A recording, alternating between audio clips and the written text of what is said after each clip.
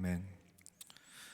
이 시간에는 노스빌 지역 목장들 나오셔서 찬양과 말씀 봉독해 주시겠습니다.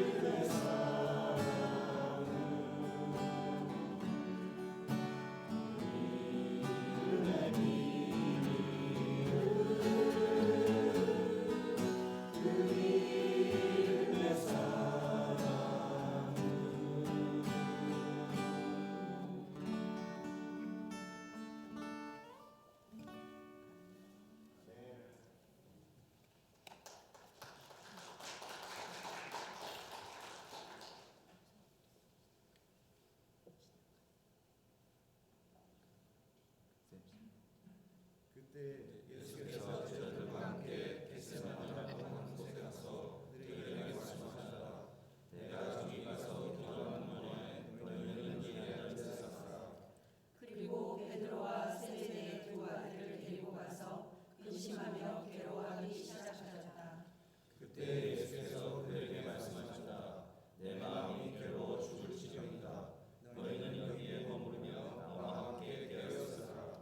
예수께서는 조금 더 나아가서 얼굴을 땅에 대고 엎드려서 건져주셨다. 나의 아버지, 하실 말씀이시면 이 잔을 내게서 지나가게 해주시옵시오. 그러나 내 뜻대로 하지 마시고 아버지의 뜻대로 해주십시오.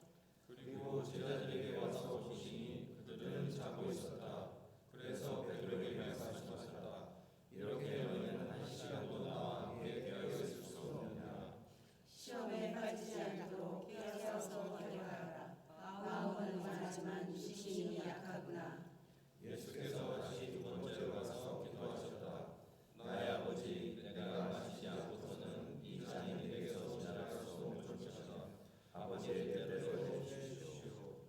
예수께서 다시 와서 보시니 그들은 자고 있었다. 그들은 너무 졸려서 눈을 뜰 수 없었던 것이다.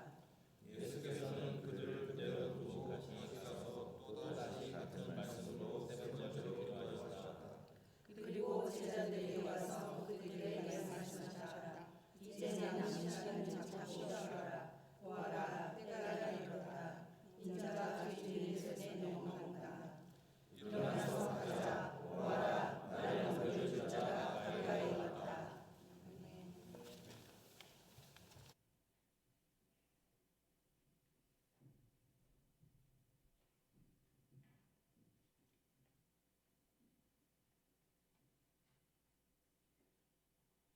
bil 지역의 귀한 찬양 감사합니다. 그리고 저는 그 기타 반주가 너무 좋았습니다. 아르페지오 주법의 기타 반주 너무 감사드립니다. 자, 오늘 본문은 우리가 잘 알고 있는 예수님의 겟세마나에서의 기도 내용을 우리가 지금 묵상을 해보려고 합니다. 우리가 겟세마네 동산 이렇게 듣게 되면 예수님께서 마지막으로 기도하신 동산이라는 생각만 하게 됩니다. 하지만 그 겟세마네에 대해 우리가 알지 못했던 또 다른 사항들도 있습니다. 그래서 오늘은 이 겟세마네 동산에 대한 그 여분의 다른 인포메이션을 우리가 조금 더 묵상을 해보고요. 그리고 오늘 겟세마네 동산에서 기도하신 예수 그리스도의 그 모습을 보면서 어떻게 기도해야 하는지, 그리고 기도의 내용은 어떻게 이루어져야 하는지에 대해서 묵상해 보는 시간을 가져보려고 합니다. 아까도 잠깐 말씀드렸는데 겟세마네 동산 하면 예수님의 마지막 기도 장면 정도로만 우리가 그 장소를 기억하게 되는데, 사실 이 동산은요, 예수님께서 공생의 사역을 하시면서 굉장히 중요한 거점 중에 하나입니다. 그래서 예수님께서 이 지역을 지나가실 때는 항상 이 겟세마네 동산에서 제자들을 모아놓고 야영지로 삼으셨던 그런 정규 모임 장소이기도 합니다. 그래서 이 근처를 지나시게 되면 특별한 일이 없는 한 이곳에서 모임을 가지셨던 것 같습니다. 이곳에서 이렇게 모일 줄 알았기 때문에 유다도 예수님께서 이곳으로 오실 것이다 라는 것을 예측해서 군인들을 끌고 그곳으로 왔던 것이고요. 이러한 유다의 속셈과 모든 계획을 알고 계심에도 불구하고 예수님께서는 기도하시러 겟세마네 동산에 올라가셨던 것입니다. 이렇게 알고 계시면서도 동산에 올라가신 것은 자신의 고난과 죽음의 운명을 스스로가 인지하시고 자발적으로 받아들이셨다라고 하는 그런 예수님의 결단의 생각이 포함되어 있었던 것입니다. 자, 이러한 상황이다 보니까 세 제자들을 데리고 기도 장소로 올라가는 모든 순간이 37절에서 나타나 있듯이 근심하고 괴로워하실 수밖에 없었던 것입니다. 그러니까 자기가 십자가에 죽을 것, 그것뿐만이 아니라 오늘 로마 병정들에게 잡혀갈 것이다 라고 하는 그 모든 것들을 다 알고 계셨기 때문에 더 근심하고 괴로워하실 수밖에 없었습니다. 이곳에서 우리는 예수 그리스도의 온전한 인간으로서의 그 모습을 지켜볼 수가 있습니다. 그래서 저는 이 37절에 나와 있는 이 부분의 말씀이 정말로 큰 은혜로 저에게 다가왔습니다. 많은 분들은 자신의 경배의 대상이 아주 강한 그런 존재이기를 바랍니다. 그래서 최강의 모습으로 자신의 신들을 이미지화하지요. 그런데 오늘 본문에 나와 있는 예수님의 모습은요, 우리와 똑같은 모습으로 근심하고 괴로워하시는 그러한 분이십니다. 사실 예수님은 이러한 감정, 괴롭거나 두려웠거나 공포스러운 그런 감정을 느끼실 필요가 없는 분이시잖아요. 원래 신성을 가지고 계셨더라면 이런 인간적인 감정을 느끼실 필요가 없었는데 예수님께서는 그 신성을 다 버리시고 이런 느끼지 않아야 할 감정을 우리를 위해서 느끼시며 우리와 공감을 해 주셨던 것입니다. 우리의 고난에 몸소 자신을 내어 주셨던 것입니다. 군대 갔다 오신 분들 잘 아는데 군대에서 보면 장거리 야간 행진이 있죠. 마지막 끝자락이 되면 이제 병사나 간부 모두가 야간 행군을 완전군장을 해서 했기 때문에 너무나도 힘이 듭니다. 기진맥진을 했는데 이제 얼마 남지 않은 그 순간에 어떤 한 병사가 지쳐서 쓰러져 버립니다. 다른 병사나 다른 장교들도 도와줄 그런 여력이 없습니다. 그런데 마침 그곳을 지휘 차량을 타고 지나가던 대대장이 보고 지나가다가 차에서 내려서 그 병사의 무기와 모든 군장을 대신 지어주면서 모든 전 대대원을 독려합니다. 그리고 앞으로 나아가자라고 이야기를 합니다. 그래서 모든 장병들이 파이팅하면서 그 힘든 행군을 한 명의 낙오자 없이 완수를 하게 됩니다. 여러분, 아까 그 쓰러졌던 그 병사가 이 대대장이 얼마나 고마웠겠습니까? 그래서 역설적이지만 예수님께서 육체의 짐으로 근심하고 고생하시는 그 모습이 저에게는 더 큰 위로가 됩니다. 위대하신 예수님보다 우리와 함께 고통을 감당해 주시는, 공감하시는 예수님이 저는 더 위대해 보입니다. 그 어떤 힘센 다른 신들보다 저에게는 더 소중하신 분이 되어집니다. 예수님께서 자신의 죽음을 준비하는 기도의 현장에 오늘 본문에 보니까 제자 3명을 동행하셨는데 이건 굉장히 중요한 의미심장한 의미를 갖고 있습니다. 여러분, 이 3명 다 예수님의 대표적인 제자들이잖아요.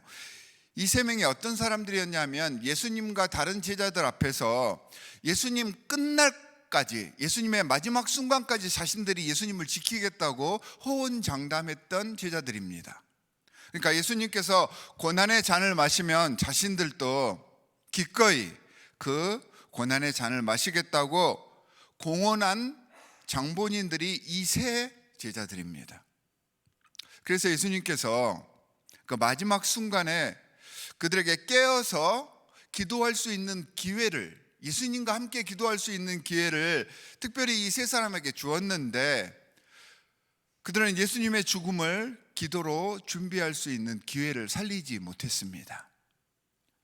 살리지 못한 이유가 본문에는 너무 졸려서라고 이야기가 되어집니다. 그러니까 너무 졸려서라고 하는 말은 세상의 일 때문에, 육체적인 일들로 인하여서 몸이 피곤했기 때문에 라는 것이죠. 그러니까 피곤해도 영이 깨어 있었어야 되는데 그들은 그러지 못했습니다. 여러분, 그 결과가 뭔지 아십니까? 예수님과 함께 십자가의 길에 동행하고 예수님께서 십자가에 못 박히셨을 때 예수님의 곁을 지켰어야 됐는데 그렇게 기도하지 못했기 때문에 마지막 순간 예수님을 부인하고요, 모두 십자가를 등지고 도망치는 결과를 가져왔던 것입니다. 여러분, 이 제자들의 모습이 지금 우리의 모습과 닮아 있지는 않습니까? 내 믿음과 신앙 그렇게 자랑하면서 나는 그럴 리 없어 라고 말을 하는데, 정작 문제의 순간, 결단의 순간에 주님의 방식이 아니라, 주님의 성품이 드러나는 것이 아니라 세상을 의지하고 사람의 눈치를 보면서 졸음에 빠져버리고 깨어있지 못할 때가 너무 많잖아요. 사랑하는 성도 여러분, 물론 세상 사는 것이 녹록지 않다는 것 저도 잘 알고 있습니다. 힘들고 짜증나는 일들 투성입니다. 하지만 오히려 그럴수록 세상 시류, 인간에게 다른 사람과의 관계에 몸을 맡기지 맙시다. 그럴 때일수록 주님의 이름을 부르며 그분을 먼저 붙잡을 수 있는 주님의 귀한 성도들이 되시기를 간절히 축원합니다. 자, 그리고 나서 예수님께서 기도하시기 시작하십니다. 38절에 보니까 내 마음이 괴로워 죽을 지경이다 라고 기도를 하십니다. 예수님의 괴로움이 얼마나 극에 달했는지를 이 한 문장에서 우리가 볼 수가 있죠. 그러면서 주님께서 중간중간에 제자들이 기도를 도와줄 것을 계속해서 바라고 계십니다. 하지만 그 어떤 제자도 예수님의 기도에 동참하지 않았습니다. 여러분, 기도하시면서 예수님께서는 자신이 당할 그 고난뿐만이 아니라 아무도 도와주지 않는 그 순간 고독의 깊이가 더해 가셨을 것 같습니다. 제자들의 잠이, 제자들의 무관심이 예수님과의 모든 연결점들을 다 끊어버려서 주님을 더 고독하게 했던 것입니다. 지금 기도하시는 예수님의 기도 장면을 한번 상상해 보시기 바랍니다. 39절에 보니까 땅에 얼굴을 대고 엎드려 기도하셨다라고 이야기를 하고 있습니다. 누가복음에서는 이 예수 그리스도의 기도 장면을 그분의 땀이 핏방울이 되어 땅에 떨어지도록 그렇게 기도하셨다라고 묘사를 하고 있습니다. 그러니까 기도에 전념하신 것입니다. 절실하게 아버지 하나님과의 소통을 위해서 자신을 땅에 엎드려서 낮추시고 온 힘을 다해서 기도에 힘을 쓰셨던 것입니다. 여러분, 생명을 걸고 기도를 하신 것입니다. 십자가의 죽음을 생각하면서 드린 이 기도에, 이 생명을 건 기도에 다른 잡생각이 들어올 틈이 없었습니다. 기도에서 가장 중요한 절실한 집중, 절실한 포커스의 모습을 지금 이 겟세마네의 기도에서 보여주고 계십니다. 여러분, 물론 우리의 모든 기도가 다 이럴 수는 없겠지요. 때로는 기도가 대화라고 했으니까 인사처럼, 가벼운 농담처럼 하나님과 기도할 수 있습니다. 하지만 우리의 기도 중에는 반드시 절실히 집중하는, 포커스 맞춰서 오직 주님께만 매달리는 이 겟세마네에서의 예수님의 기도가 중심을 잡고 있어야 하는 것입니다. 아니, 모든 기도의 기초가 되어야 합니다. 이런 영성이 갖추어져 있어야지 편하고 간단한 대화와 인사와 같은 그런 기도도 하나님께 올려드릴 수 있고요, 그런 기도가 더 자주 주님께 올라갈 수 있게 되는 것입니다. 자, 그렇다면 이렇게 기도하시는 예수님의 기도 내용이 어떠했는지 한번 살펴보도록 하겠습니다. 기도 내용은 매우 간략하지만 요점은 분명하죠. 자, 이렇게 기도하셨습니다. 만일 가능하면 이 잔을 내게서 지나가게 해주세요. 하지만 내 뜻이 아니라 아버지 뜻대로 해주십시오 입니다. 예수님도 분명히 당면한 자신의 문제를 가지고 기도하셨습니다. 자신에게 주어질 십자가의 죽음을 지나쳐갈 수 있게 해달라고 분명히 기도하셨습니다. 나의 바라는 바가 기도에 드러날 수밖에 없잖아요. 내 바라는 바가 드러나지 않는 기도는 거의 없습니다. 그렇게 기도해야 합니다. 당연합니다. 내 바람이 담기지 않는 기도는 우리들 사이에서 제대로 하나님께 올라가지 않습니다. 그게 맞습니다. 인간의 몸으로서 당신이 받아야 할 이 고통의 잔을 받기가 쉽지 않으셨던 것입니다. 그래서 땅에 엎드러져서 얼굴을 묻고 괴로운 마음으로 땀이 핏방울 되듯이 그렇게 흘리시면서 기도하셨던 것입니다. 여기서 우리가 꼭 기억해야 할 부분이 있습니다. 예수님의 기도가 자신의 바램과 간구에서 끝나지 않았다는 것입니다. 우리의 기도는 보통 우리의 바램과 간구에서 끝나버립니다. 자, 예수님의 기도는 그렇지만 내 뜻이 아니라 아버지 뜻대로 해 주십시오 라고 기도를 마무리합니다. 예수님 기도의 초점은요, 자신의 바램이 아니죠. 아버지의 뜻입니다. 자신의 바람이 이루어지는 것도 물론 중요하지만 모든 것들이 아버지의 뜻 안에서 이루어지기를 바라신 것입니다. 여러분, 이 기도의 내용이 산상수훈에서 예수님께서 알려주셨던 기도의 내용 그대로입니다. 먼저 그 나라와 그의 의, 아버지의 뜻, 아버지의 계획을 구하라라고 우리에게 분명하게 알려주셨잖아요. 겟세마네에서 예수님께서 우리에게 보여주신 기도는요, 자신이 가르쳐준 기도의 모델을 보여주신 것입니다. 이것이 응답받는 기독교의 기도의 핵심입니다.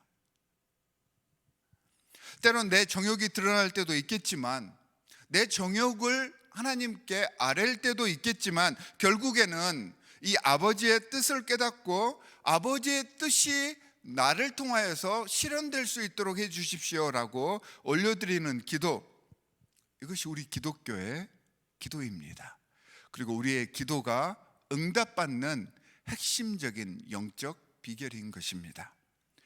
사랑하는 성도 여러분, 겟세마네에서 기도의 본을 보여주신 우리 예수님처럼 우리의 모든 기도에 절실하고 주님이 최우선이 되는 기도가 바탕을 이루도록 하십시다. 또한 우리의 기도에 그렇지만 내 뜻이 아니라 아버지의 뜻대로 해 주십시오라고 결말을 내릴 수 있는 기도가 되게 합시다. 간단한 일인 것 같아도 이렇게 함으로써 여기서부터 우리의 기도가 풍성해지기 시작하고요, 이런 기도를 통해서 우리의 영성이 깊어지는 것입니다. 그리고 기도의 응답이 어떻게 이루어지는가를 직접 여러분께서 신앙생활 중에 체험하실 수 있게 되실 것입니다. 고난주간 깊은 고독 속에서 기도하셨던 예수님의 기도를 묵상하시면서 주님의 고난에 동참하고 우리를 향해 생명을 던지신 그분의 사랑을 내 삶과 주위에 증거해 나가시는 하나님의 귀한 백성들이 되시기를 주 예수 그리스도의 이름으로 간절히 축원합니다. 두 가지 기도 제목을 드리도록 하겠습니다. 우리 두 가지 기도 제목을 가지고 기도하겠습니다. 첫 번째는 오늘 말씀에서 예수님께서 보여주신 것처럼 기도의 온전한 영성이 우리에게 자리 잡아서 그 영성으로 성결하고 거룩한 사순절이 될 수 있도록 주님 우리와 함께 해 주십시오. 그 기도의 영성 갖추게 해 주십시오라고 기도해 주시기 바랍니다. 두 번째는 우리 가정의 영적인 회복과 우리 가정의 영적인 복음화를 위해서 여러분들께서 기도해 주시고, 힘들고 어려울 때마다 세상을 붙잡는 것이 아니라 기도하며 예배할 줄 아는 우리 가정 될 수 있도록, 그리고 특별히 우리 가정 내 식구들 중에 주를 알지 못하는 분들이 있으면 그분들이 주님 앞에 나와서 신앙을 고백하실 수 있도록 중보하시는 이 시간이 되시기를 바랍니다. 두 가지 기도 제목을 가지고 우리 함께 기도하도록 하겠습니다. 하나님 아버지, 정말로 감사합니다. 하나님께서 예수 그리스도를 이 땅에 보내주심으로 예수 그리스도의 그 사랑으로 우리를 구원해 주셨습니다. 그 예수 그리스도께서 오늘 겟세마네 동산에서 기도의 본을 보여주셨습니다. 십자가의 고난을 앞두고 자신의 모든 것들을 주님 앞에 내놓으셨던 예수 그리스도처럼 우리도 주님 앞에 간절한 마음으로 간절한 집중을 하며 주님께 기도하며 아뢰 수 있는 영성을 허락하여 주시옵소서. 또한 우리의 기도가 단순히 우리의 바램, 나의 정욕을 드러내는 기도가 되지 않게 하여 주시옵시고, 물론 주님 앞에 우리의 모든 것들을 다 아뢰어야 하겠지만 나의 하나 작은 것까지도 다 주님께 다 드러내놓고 간절히 부탁해야만 하겠지만, 이 모든 것들이 내 뜻이 아니라 주님의 뜻과 주님의 하나님의 나라의 의의를 위하여서 기도할 수 있는 그런 기도가 될 수 있도록 주님께 간절히 간구합니다. 성령으로 우리와 함께하여 주시옵시사 우리의 영혼이 더욱더 깊어지게 하여 주시옵시고 주님과의 이 영적인 대화를 통하여서 우리의 영성이 더 풍부해질 수 있도록 주님께서 함께하여 주시옵소서. 이 사순절 기간 오직 주님만을 바라보겠습니다. 주님께서 우리를 위하여서 고난에 동참해 주셨듯이 우리도 주님의 고난에 동참하겠습니다. 우리가 함께하여 주시옵시고 주님께 나아갈 때 우리 마음속에 강렬한 성령님의 역사하심을 허락하여 주셔서 주님께서 우리와 함께하심을 느끼게 하여 주시옵시고 주님께서 우리의 삶을 인도하여 주심을 체험할 수 있는 귀한 시간이 될 수 있도록 주님 도와주시옵소서. 하나님, 특별히 우리에게 귀한 가정을 허락해 주셨습니다. 우리 가정 구성원 한 사람 한 사람이 정말로 주님께 예배하며 기도하는 하나님의 참 제자들이 되게 하여 주시옵소서. 우리 가정을 위하여서 기도로 중보하게 하여 주시옵시고 우리 가정의 모든 구성원들을 위하여서 내가 먼저 희생하고 섬김으로써 주님의 사랑을 그들에게 증거하며 우리 가정을 통하여서 많은 주를 알지 못했던 사람들이 주님 앞에 돌아오는 놀라운 역사가 일어나게 하여 주시옵시고 이 건강한 가정이 모여서 아름다운 우리 교회를 만들어가게 하여 주시옵시고 이 아름다운 교회를 통하여서 하나님 나라가 이 땅에 확장되어 갈 수 있도록 주님 역사하여 주시옵소서.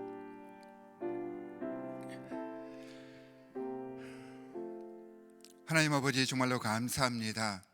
오늘 말씀을 통하여서 예수 그리스도께서 우리에게 보여주신 기도의 참다운 영성을 깨닫게 하여 주시옵시고 간절한 집중을 통하여서 주님께 나아가며 주님께 우리의 모든 것들을 내어놓되 우리의 뜻이 아니라 하나님의 뜻이 이루어지는 그런 기도가 되어질 수 있도록, 그런 기도의 영성을 갖춰갈 수 있도록 성령으로 우리와 함께하여 주시옵소서. 이 사순절 기간 주님께 나아가며 헌신하는 기간이 될 수 있도록 노력하겠습니다. 하나님